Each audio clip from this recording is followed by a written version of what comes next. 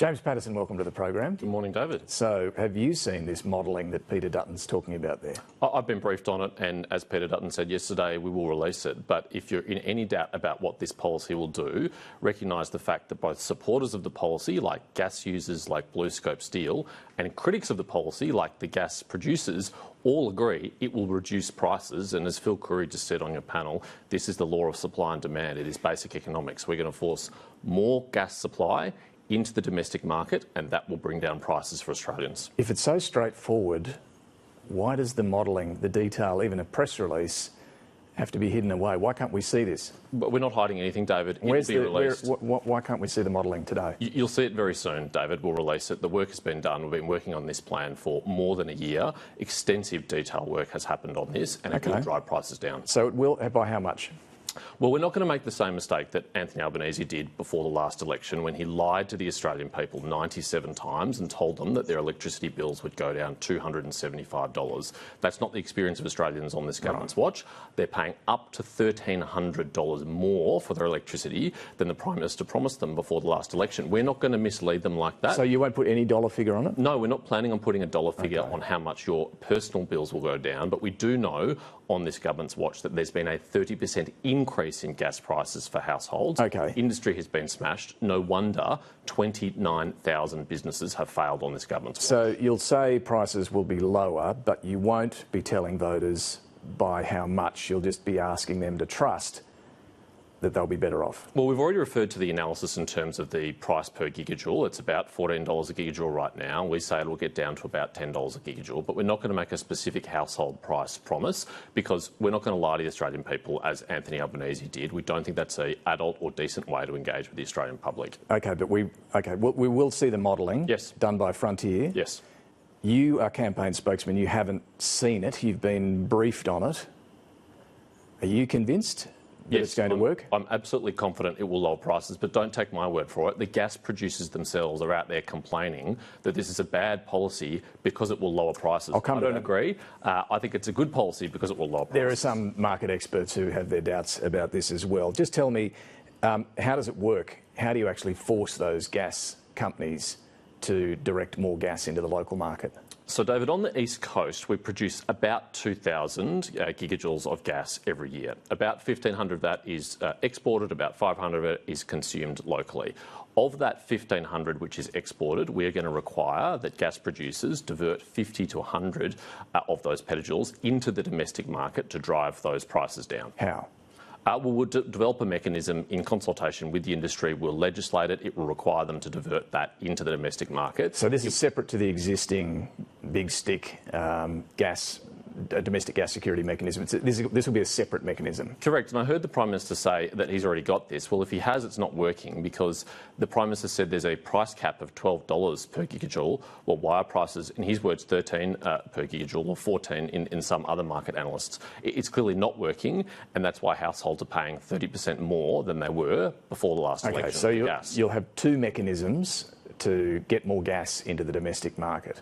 Well, we require from that spot market, those short-term contracts, 50 to 100 petajoules to be driven into the domestic market to drive down those prices. And how will this new mechanism work? How does it work? Is it a penalty, a fine?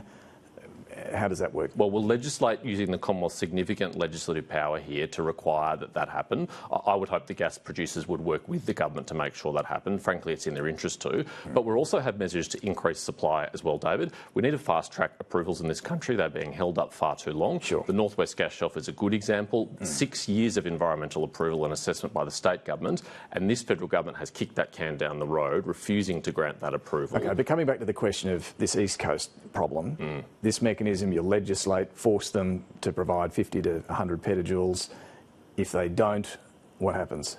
Well, there'll be consequences for them. There'll be penalties for them. Fines? Yeah, well, if that's what's necessary to bring this gas into the market, we'll do it. But we're also investing in supply and transportation and exploration. So we have a $1.3 billion plan for more exploitation and exploration of gas and moving the gas around the country where it needs to be, particularly in the southern states. So it's $1 billion on gas pipelines. Yeah, and just on that, so the $10 that you've set on, like why 10, not $9 or $8? Well, that's the analysis that we've got. That's what it says, the effect of diverting the 50 to 100 petajoules into the domestic market. And does that include the cost of getting it from Queensland down to Victoria? Well, we're spending $1 billion on gas infrastructure to help move that'll take years to build. Well, we think you can move quickly on this. I mean, we're talking about by the end of this year. Peter Dutton saying you'll get $10. Does that include the transmission or the transport of the gas, or is that just the price? David, I'm from Victoria. The Victorian state government is contemplating spending $800 million on a gas import terminal in Victoria.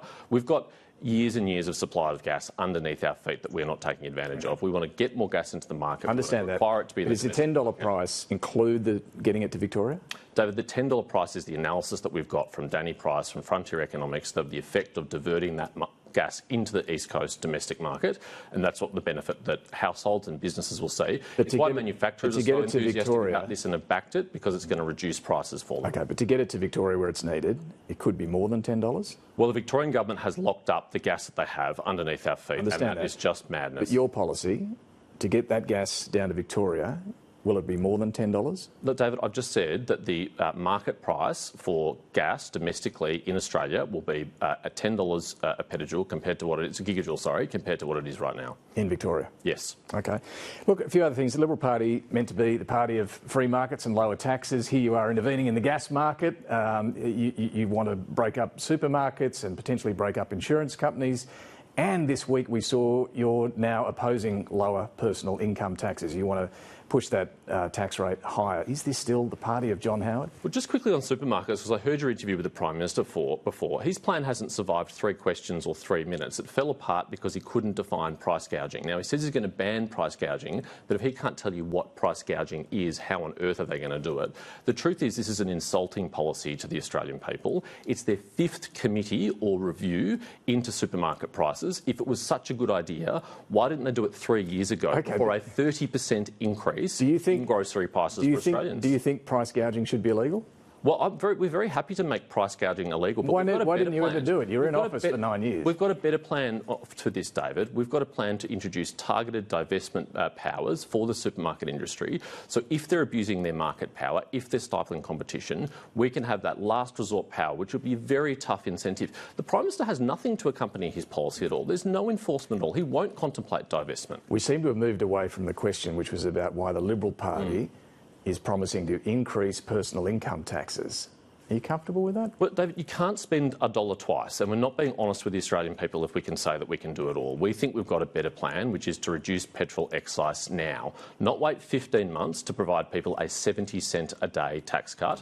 But right now, every time you fill up a 55-litre fuel tank, you'll save really significantly, $14 a week if you're filling up for 1 year only. For $28 a week if you're filling 2 cars up every week. It's a temporary relief, though, isn't it? That's right, and we'll review that in government if we're successful at the end of that period. So you might extend that longer. As I said, David, we're promising it for 1 year. We'll review it in government if it's still necessary. But we plan to get. So that could see the budget go further into deficit if you do extend it. Well, David, we plan to get the cost of living under control. We plan to get inflation down, and every time you go to the petrol station under a Dutton government, you'll be getting a tax cut. So now you might extend that fuel excise relief beyond 12 months. Well, Peter Dutton's already said this a couple of times, David. That's not a new statement. Of course, we will look at the circumstances at the time when we're in government, but what we're committing to is a 25% reduction per litre of fuel every time you go to the petrol station. OK. I want to ask you about a couple of things closer to your portfolio. Migration. Peter Dutton in the budget reply repeated that the coalition would reduce the permanent migration intake by 25%. How will you do that? So in the first year, we're proposing that permanent migration come down to 140,000. Again, in the second year, 140,000, up to 150,000 in the third year, and 160,000 in the fourth year. Over the forward estimates, that's about a 25% reduction from what Labor is proposing to do. But I note that Labor hasn't actually met their own targets. They've exceeded them on every single year, and they've brought in over 1 million people in their time in office. Okay. But their signature housing policies, like the HAF, haven't built a single home, and no wonder our rental and housing markets are out of control. Let's just stick with your plans, though. I guess I'm asking how you reduce it. I mean, take a look at the makeup of permanent migration. As you know, it's mostly skilled migrants, 71%, 28% a family reunion, and then you've got a small number of special eligibility. So which part will you cut? We'll be announcing our policy on how we're going to reduce both permanent migration and also temporary migration, so that net overseas migration is reduced from what it is now. But I'm just asking about permanent migration. Yes. You've said you'll cut it by 25%. So will that be across both skilled and family? The good news is, David, Australians don't have long to wait. Our policy on this will be released very soon. It'll be open to scrutiny. Happy to discuss it with you at that time. Well, we've only got 3 weeks before people start voting in early voting, and we're waiting for how this gas plan's going to work. No, we've told you how the gas plan's going to work. Well, the modelling. Yep, and that's going to be released. And this will be released. Are you giving people a fair go to have a look at your plans? David, long before the first Australian casts their vote, these policies will be out in the public domain for people to scrutinise. Ukraine. Look, you were on this program 4 weeks ago. We talked about Ukraine. You were arguing Australia should continue strongly supporting Ukraine. You said it was too early to speculate on the question of sending peacekeepers. Why 4 weeks later, or it was only a couple of weeks later, has Peter Dutton decided that Australia should not be involved in sending peacekeepers? Well, David, we're very proud of the support that we offered Ukraine when we were in government. When we were in government, we were at the top of the international league tables for per capita contributions to the war in Ukraine. We've fallen down that list on Labor's watch. They promised M1 Abrams tanks. They haven't delivered them. Instead of providing the Taipan helicopters to Ukraine, they buried them in the ground. They left our embassy closed for 3 years in Ukraine when other countries reopened theirs within a matter of months. So we strongly support the war in Ukraine, but there is no more grave decision for a government than to deploy Australian troops to a war zone. And this is the front line of a war zone with a nuclear power where hundreds of thousands of people have lost their lives. And it is not clear at this stage whether there would be an implicit or explicit American security guarantee. Now, there is not a time in recent decades that Australia has deployed troops without an American security guarantee. And frankly, that's a reckless thing to do for the Prime Minister in a press conference before an election when he's trying to beef up his credentials and look tough, to say that he'll contemplate deploying Australian troops in those circumstances. If there was a US security guarantee, would you be okay with Australians going? Well, David, the ADF is very stretched on this government's watch. The Prime Minister has just admitted he's reduced the target for defence spending from 2.4% of GDP, as it was last year, now down to 2.3% of GDP.